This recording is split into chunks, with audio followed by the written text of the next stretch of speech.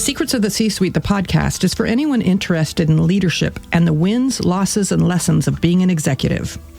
We are two women who have successfully navigated C-Suite roles and are sharing our experiences. We will be bringing on guests to tell their stories and want to spark honest conversation and discussion, which may include swearing and lots of laughs. Join us on this adventure.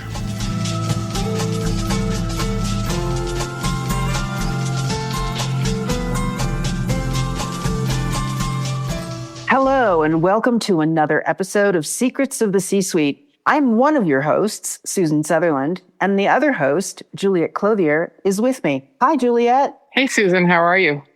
I'm good. It's great to hear from you. Today, we have a wonderful guest, Dena Grunt, who we will formally introduce and welcome to the podcast in just a minute. I wanted to kick off our podcast today by sharing an insight that's really resonated for me this week. It may sound really basic, really obvious, but someone said to me, it's a really good thing that we are all not one thing. And it came up in the following context. I was sharing with a couple of fellow coaches that one of the things I want to do later in 2026, and by the way, I'm an executive coach. I work with senior leaders and executives on all aspects of their life and their work. And I said, you know what I really want to do is introduce hour-long offer, one-off, that is a combination of tarot and coaching. It's not a tarot reading. It's using the cards as an entry point around whatever topic the person brings. So they have to bring a topic. The response, first of all, was just universally positive. And I said, you know, it feels a little weird, and I've hesitated because then I'd be putting on my website, which is all about, executive coaching, that I also do this. I will now begin doing this weird thing called tarot coaching. This colleague of mine piped up and said, isn't it amazing how we don't all have to be just one thing and that we can bring it into the world? And the example that she gave, she's a creative coach, is she has a client who is by day a lawyer, but an artist by identity. And she says it's so fun to work with him because he's got this complex life and this multifaceted identity that actually factors into how he shows up in the world. So it just really got me thinking about, the famous phrase, we contain multitudes, but about how identity, when we narrow it to what we're doing today or what our job title is, we leave so much of ourselves kind of off the playing field. And there's such an opportunity for resilience, like you can borrow from one part of you to play with another. I don't know. I wanted to share that and see what your thoughts were, Juliet. I think that I love that, and I think it's true. I think what we do for a living often is the most boring part of us, and that we actually are much more interesting when we talk about the things that we're passionate about. And it can be work, and I'm very passionate about my work, and I love my job and all those things. But when I meet someone new, I try not to say the phrase, what do you do? I try to say, what are you passionate about? What do you enjoy? Because I think you get a different answer, and it just makes the conversation a little bit more interesting. When I tell people that I'm a CFO, I think the more interesting part is that I work in a high school as opposed to being a CFO. But to me, it's a little bit dull and a little bit boring. And so I think it's really important for us to think about what it is we're passionate about and what are the things that we bring to any conversation or any relationship, which is the things that we love and enjoy. And so not being one thing is really important, and not being defined by one thing. Yeah. I think that's what really struck me about it is how do we define ourselves? Because if we're holding ourselves in that complexity, we are also holding ourselves from a place of greater resilience, greater depth, greater flexibility. I'm working with a couple of my clients who, I don't know, maybe because Mercury is in retrograde, are going through real challenges in their workplace. And it's important, I think, for them to remember they're not just their work. They're not just their title. And when you're going through a hard time at work, it feels like that's all you are, right? Because everything's focused on how do I navigate this hard thing?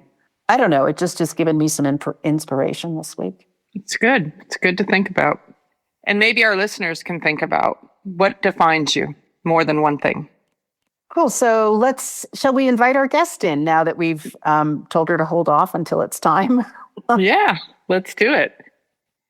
I'm excited to bring on our guest, Dena Grunt. With more than 28 years of human resources experience in hospitality, banking, legal, and nonprofits, Dena has founded Destination HR Consulting to provide small businesses with the HR expertise they need to thrive. She brings extensive hands-on knowledge in human resources, organizational development, coaching, and conflict resolution to every client relationship. Dena's approach is holistic and people-centered, ensuring employees feel supported while employers have the clarity, protections, and strategies to manage effectively. She is passionate about helping businesses cultivate environments that are productive, inclusive, and aligned with long-term success. Welcome, Dena, to Secrets of the C-Suite. Thank you for having me. It's great to have you. And I want to say, in full transparency, Dena and I work together. She is helping the organization that I work for with HR matters. And it is so helpful to have somebody who, number one, has kind of a broader perspective and isn't through the industry and has lots of different ways of looking at problems and problem solving. And I can say, her bio says it, but she is so people-centered and so helps you, kind of get out of your, I have this risk hat that I wear so often, and she helps me soften the edges of that a lot, because it's like, well, yes, it is a risk, and here's kind of how you weigh that risk. And she's been really good at that. So I appreciate how you show up, and I thank you for that. Oh, thank you. Thank you so much for that. I do think it's important. It is, most definitely. So I'm going to ask you to tell us and take us through your journey of how you got to start your own business, but what got you into HR. That's a challenging career field. I actually am one of those rare birds that I have a college degree in human resources. One of those rare people that went to college for something and then they're still doing the thing that they got their degree in. I was originally going for speech pathology. I was at San Francisco State specifically because they had this wonderful master's program. But I had met my husband in Petaluma. And so I didn't ultimately move to San Francisco. And kind of halfway through, I thought, I don't want to continue commuting to San Francisco 2 or 3 days a week. So I took some business classes in the summer, and there was an HR class. And I realized that it just fit my personality. I was like, I could help people. It was just everything about it that I liked. So I kind of pivoted. Luckily, my advisor happened to be the dean that year. So I sold him on I was in speech and communication studies. So I sold him on a different emphasis, which was HR and organization development. And he said, yeah, let's do it. Let's make it. So I was able to graduate with that. I took a lot more business classes. And then I worked as an HR manager at at a large litigation firm in Novato. And I worked there. I was ultimately the director of HR. And that was hard, cutting your teeth in HR at a litigation law firm. Let's just say that there wasn't always a lot of buy-in. They would say, we'll litigate it. What's their answer to a lot of things?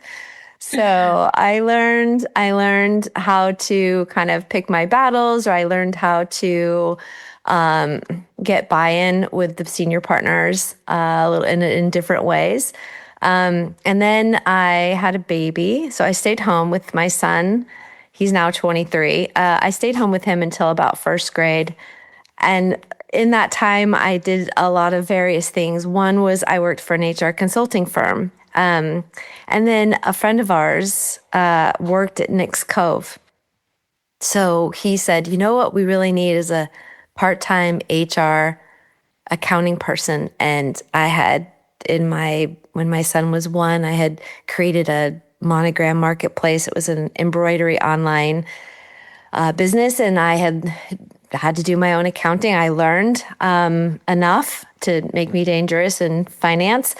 And so I got the job at Nix Cove, and then it was purchased by someone that was in 2010. In 2011, it was purchased by someone because Pat Coletto was basically going into bankruptcy. And then I just thought he would bring in his whole new team, and ended up he asked me to run it full time. And I was ready to go back into work full time at this point.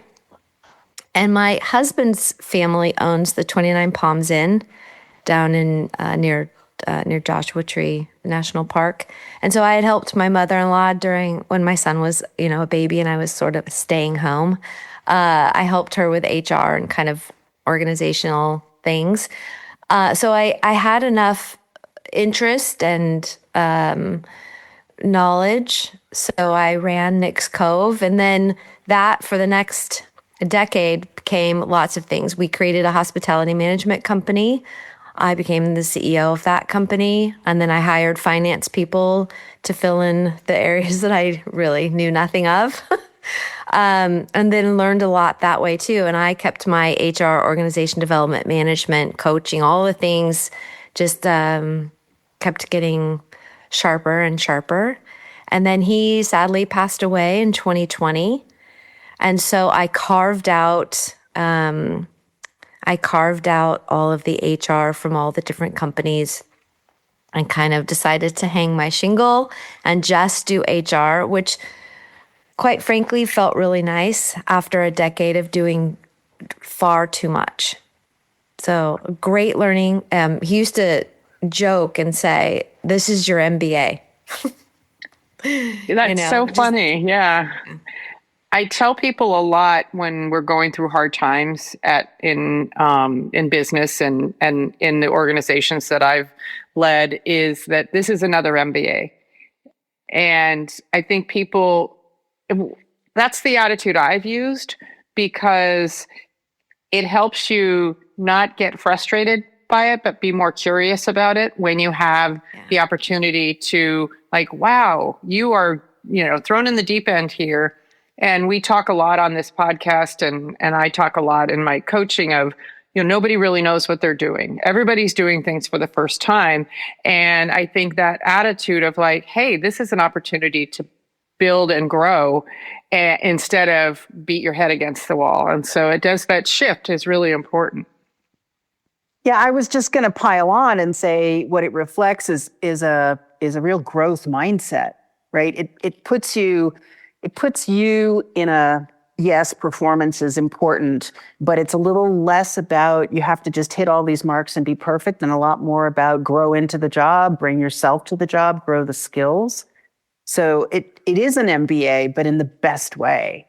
I'm really curious, Dena, now that you are running your own business, because you were running a big business before that, because in my coaching practice, which is the only business I've ever run, although I do have another one with my husband, the people that I talk with frequently say it's the hardest thing you'll ever do is to run your own business, especially being a solopreneur. And I'm wondering how you compare doing too much as a CEO of a big and important complex company or multiple companies with being the CEO of your own business. That's a great question. I would say the difficulty that I've had until recently is that it was all me. So before, when you're running a larger organization, you can delegate. You can delegate things that are very tactical and oriented. They're little things, the minutia that bog you down. You can give those to so many other people. As a solo entrepreneur, it's all you. So you're doing your billing, your invoicing, your bookkeeping, your sourcing, research. You're doing everything. And while that is nice because it keeps it tight and it keeps it very accountable, if you say you're going to do something, you can't rely. I mean, you have to do it.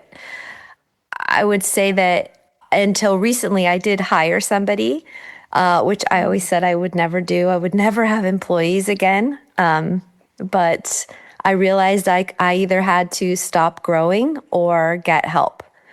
And I chose the latter because I just have found that it's too hard for me to say no. I've only turned down one client since I started this business, for better, for worse. There is definitely a wave of influx of, I think I've had maybe 50 clients over the last 3 years or 4 years, but only maybe 20 are engaging at any one time, which is somewhat manageable. So Dena, what kind of person did you hire? What are they doing for you in your business? Well, I have said this to a few friends and colleagues that have asked. I seem to have found the needle in the haystack. This woman that I hired, she has been doing consulting. Has a breadth of knowledge of HR. She was working for an HR consulting firm, I believe in the South Bay, when it was, you could work from home. But then I think they started calling people back to the office, but then she had moved to Petaluma and didn't want to go back. And it was that intersection of her realizing I can't do that. And I put an ad out the old fashioned way. I think she found me on Craigslist. I mean, it might've been Indeed, but when her resume came through and that I found her in Petaluma, I was a little bit shocked. Like, I hope this is not a bot. And she's lovely. She's really, really great. She had the experience to the degree that I'm not just able to delegate things to her. She actually is client facing with 3 clients actually, which has been fantastic. And that did make me nervous at first, that I didn't want my clients to feel like I was like giving them someone other than the person that they had met originally, but they all adore her. So I feel so lucky that that we found each other. So it's been a really great help. Yeah, good for you. That sounds really promising. Yeah. I think that is the hardest part when you were talking earlier about growing, being a solopreneur, and then kind of trying to make that decision as you get to the point where you are too busy and too successful. And a lot of people end up shutting down because they don't know where to go and they don't know what the next step is, and they don't want to take on employees. And I think that there's a courage to that where it's like, I need to go ahead and trust someone else with my name because this is your name. And how wonderful that you found that person. When you said bot, I, of course, started thinking about all the things that we're dealing with in the world right now, which is, AI specific. I'm definitely experiencing it in the world of finance and risk management and all those things. But where's it going with HR?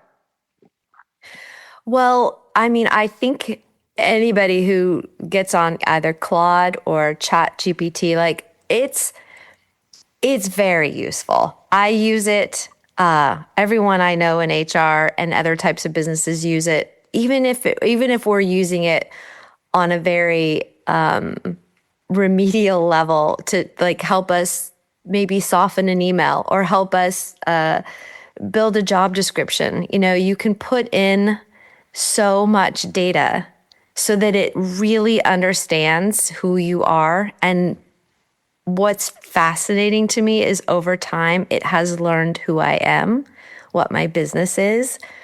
Sometimes I'll put something in and it'll say, well, because many of your clients are nonprofits and small businesses, I'm like, oh, it's kind of scary. I'm very good. I don't ever put my client name or people's names or titles. I just put like company. So I try to anonymize it as much as I can.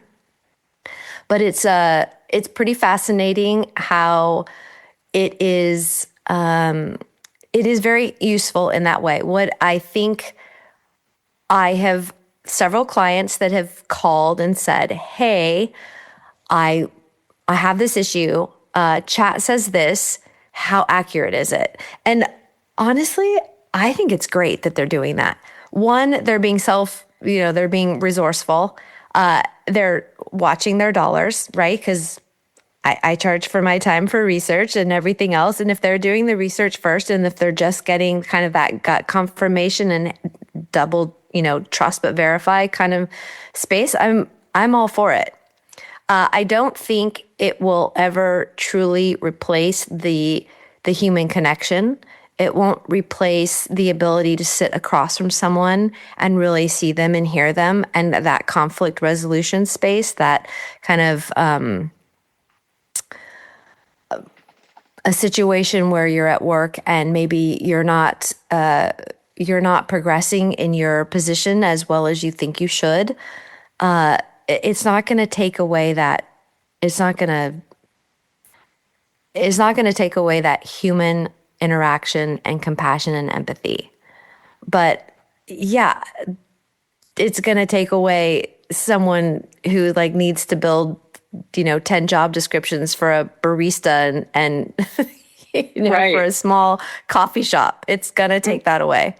Yeah. And policies and procedures to me is one of the most tedious parts of being in risk management and HR and job descriptions and all of that. I mean, how many organizations have I gone into where the job descriptions are not updated and people are like, this isn't even anything like what I do. And it's like, now you can say, well, why don't you put in what you do, take your job description, add to it, and have them build you something that's real. And I think you were mentioning this a little bit earlier, the tactile stuff, the things that took so much time for people in their jobs is freeing us up to be more strategic and building the higher level muscles that we just were so exhausted from doing the mundane, that we really get to be bigger thinkers. And I love that part of it. And I do think there's danger, obviously, in it.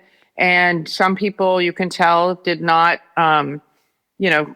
review what they got, and they just submitted it, and that's not good. And Dena, we work in the high school, and it's a real issue in high school with kids not spending the time learning. And so figuring that out, kind of in the broader sense of what do we want young people to be taking away from it. It's great to help you with your research, as you say, but you have to be thinking, and it needs to be your opinions and your thoughts. And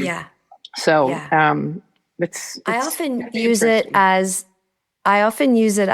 almost a thought partner.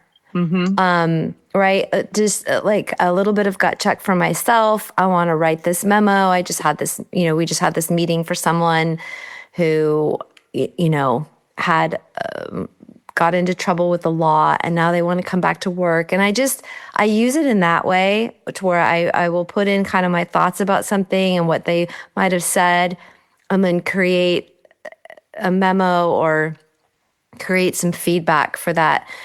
It's almost like talking to someone who understands what I'm experiencing, because it's remarkably accurate in so many wonderfully bizarre ways. So I have found that I use it for that purpose, and it's been helpful. Yeah. I'm really heartened to hear both you and Juliet, Dena, talk about how, used properly, AI can be a thing that takes care of a lot of tactical nuts and bolts. I think of it as like data aggregation, data analysis. I mean, those used to be real people's jobs, and those are the jobs that I think are more likely to go away. But I'm really heartened by what you both think, is that AI will not replace humans, because at the end of the day, whoever needs help wants to talk to a human about it. In other words, there's a value add to the person in front of you, or the voice over the phone, that no matter how skilled AI is at writing, it isn't human.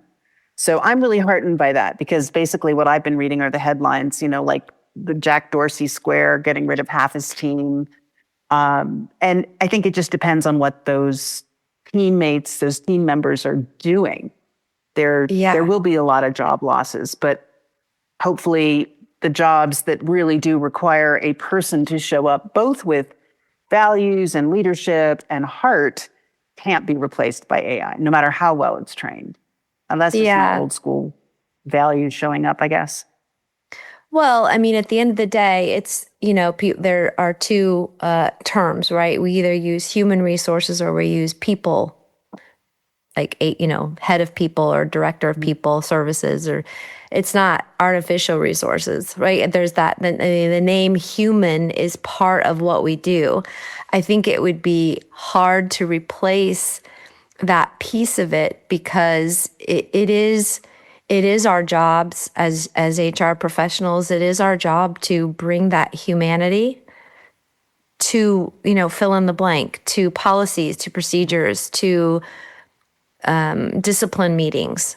It's to try to mitigate. It's always my job to mitigate, to mitigate risk, yes. I mean, it's also to not really be on the side of the employer, on the side of the employee, but to try to find that balance so that everybody is ultimately getting what they need in a humanistic way, that the employer's policies and procedures are being followed, and that it's my job to try and help the employee understand that, this isn't about them personally. This isn't about the employer personally. It's about a policy that is designed to keep everybody safe. And so we have these rules. We have these rules that like guardrails, so that we can all coexist peacefully and with rigor and with to really, whatever your industry is, to be the best that you can be. If that doesn't work, you can always litigate. Exactly. Good I callback. I definitely learned that. So as you're navigating this new world that we are in, and I remember when we were in the new world of the internet, when the internet was coming around and people were adopting it in different ways. And yes, I'm that old, but it was really challenging to get people to see it as a good tool and a positive tool, especially leaders. They didn't want their people on the internet. They didn't want, they were resistant to that, the new technology, and they had to adapt quick. Like it came, it was kind of this thing over on the side. And then all of a sudden, if you weren't in it, you were losing. And I wonder what you're advising your clients about this and about using it and about kind of some of the positive things that you're bringing, but also cautioning them. I would say my clients probably aren't asking me my opinion about AI necessarily. Do you mean specifically from an HR standpoint or just like in general? Yeah, from an HR standpoint, with their employees or their, understanding of it, because you work with a lot of small businesses, and sometimes, and maybe I'm putting too much on this, but sometimes people who are in small businesses have their way of doing things. It's been working for them. They're a little bit like, oh, I don't want to go there. Yeah, I would say that some of my clients are definitely more tech savvy than others.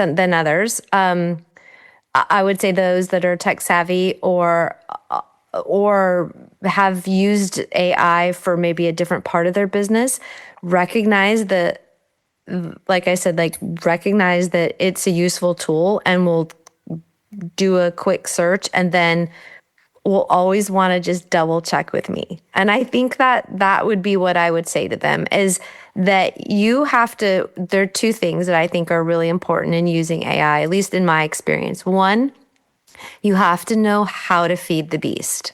If you are just giving morsels, little scraps, little things that you kind of think but you're not entirely sure, you might get back something that's absolutely not usable.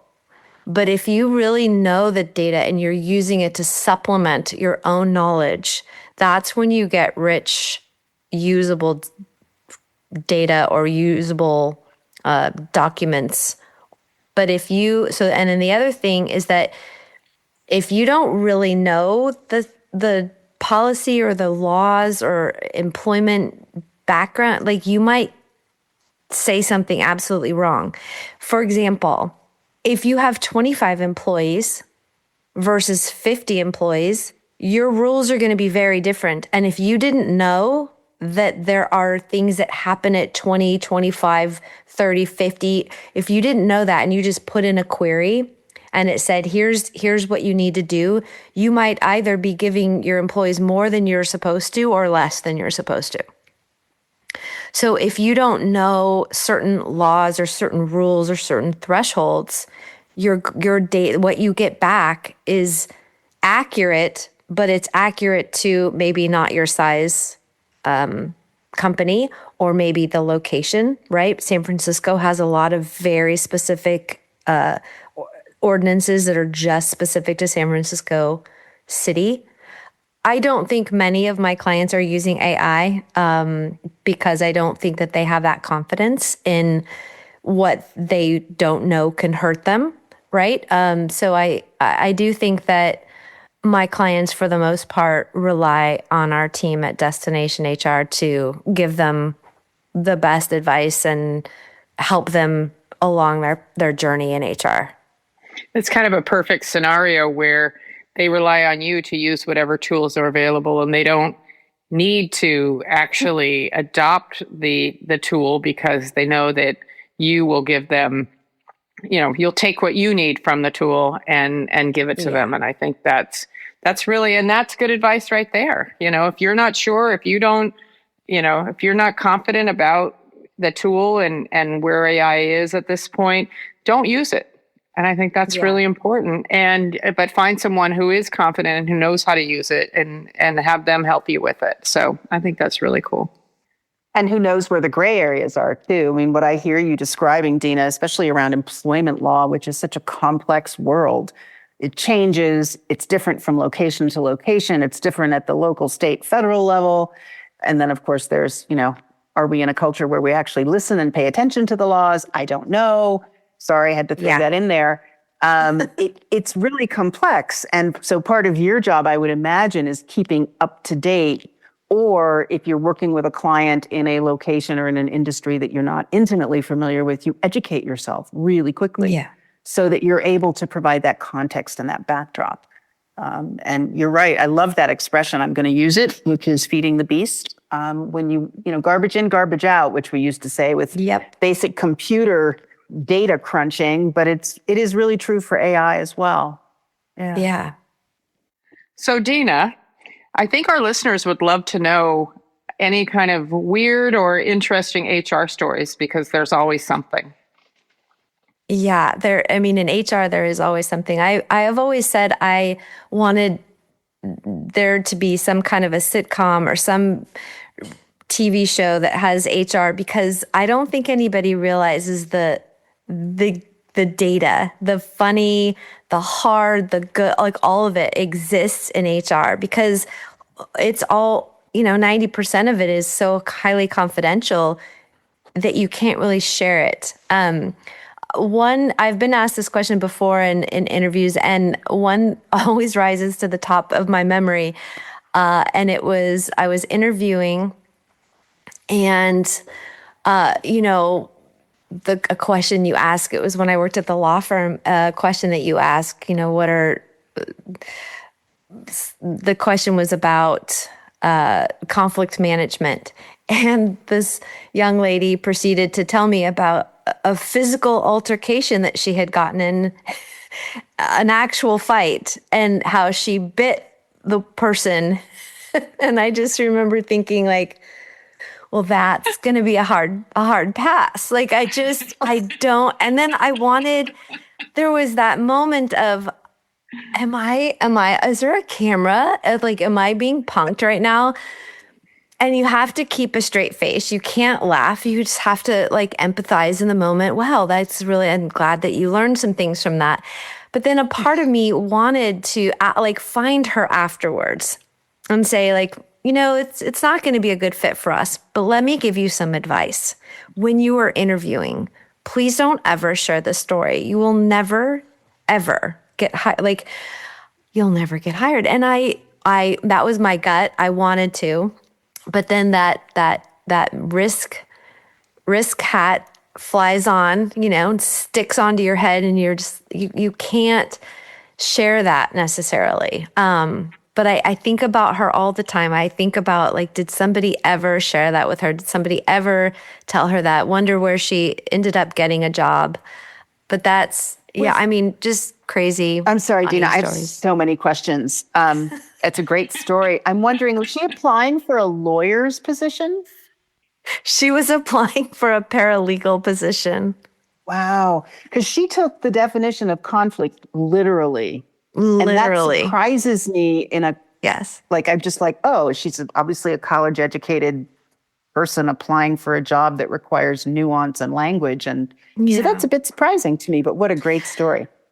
I mean, on the one hand, it does show that she understood what conflict meant. It does show that she resolved the conflict, right? She bit the person's hand that was holding her down. Like, I mean, that's a way to get out of something. But, it was just not quite it was just an odd moment in history that I have just never forgotten that moment. It's great. Yeah. It's and of really course, good. You don't want to lead in an interview with a story that admits that you get yourself into physical altercations in the first place. So regardless of what she did after that, she lost you at the physical altercation piece. Yeah. Sorry, I just find the story so both hilarious and fascinating, though. Same. It's so good. So good. I had a situation where I was interviewing someone, and it was Zoom. I mean, it was Zoom. It was COVID time. And so the person was on Zoom, and obviously they had not ever interviewed on Zoom before. And all I could see was the bottom of their nose and their neck and their mouth and their neck.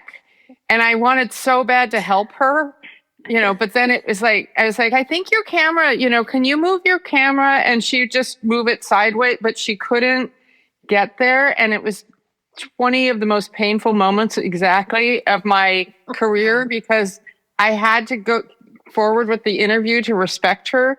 But then, obviously it was a no, but it was one of those things where you're just like, where do I go from here? So anyway, we are going to wrap up, but I did want to ask you one final question, which is one we ask all of our guests, which is, do you have a secret to share with our listeners? Yeah, I would say something that I've learned just over the 28 plus years that I've been doing this is oftentimes people leave organizations. And what I've learned is that it's rarely because of strategy or workload or pay, that they truly leave because they stop feeling heard, they stop feeling seen or valued. And I think that if we as leaders can tap into figuring out how to prevent that from happening before it happens, you would find that your people will stay longer, be more loyal, be more engaged. Yes, there are some people that truly leave because maybe their spouse is getting a transfer and they need to move. I'm talking about the people that leave for other similar industries, that something happens. If you were to sit 100 people down and ask them that question, you would find a very large percentage. I've done a lot of exit interviews in my time, and it seems to be that is the secret, is that if you can find a way to ensure that your employees feel valued and heard and seen to the best of your ability, that they will remain and you will keep that institutional knowledge. Yeah, I think that's really important and kind of circles back to our AI conversation. If AI can't do that for you. They cannot. It may do it in a moment. Sometimes they do make you feel heard and seen, but right. in a creepy way. But I will say that while it cannot do that, if your management style, let's say, is not like, you've heard that saying, like, well, if you're not hearing anything, then you're doing a good job. I do think that AI can help you if you put in prompts like, I generally lead with, if you're not hearing from me, you're doing a good job. I have a couple of employees that are motivated more by kudos or feedback. What are some ways that I could be a better manager? It will give you prompts of things to do. So I do think if you are the kind of manager that maybe that's not your style, but you're willing to put yourself out there and be a little bit vulnerable and try a few things, that is where I do think AI can be very helpful. So that while it can't speak for you, it can give you the words that you might not be able to find for yourself because it's not how you were either raised, it's not how you've managed your whole career, but you're finding that this new generation of people need a little bit something different. You can feed that beast, and that beast can help you become the kind of manager that those staff need. So you can use AI in that way. What a perfect ending and great advice. I appreciate that. And with that, thank you, Dena, very much for being our guest. And this ends another episode of Secrets of the C-Suite, the podcast. To our listeners, thank you so much for joining us again this week. Another episode drops in 2 weeks, and we'll see you then. Thanks. We're so glad you've joined us for this episode of Secrets of the C-Suite, the podcast. We'll be back with another episode in 2 weeks. In the meantime, please tell your friends and coworkers about us, and be sure to follow, subscribe, and give us a 5-star rating if you enjoyed listening.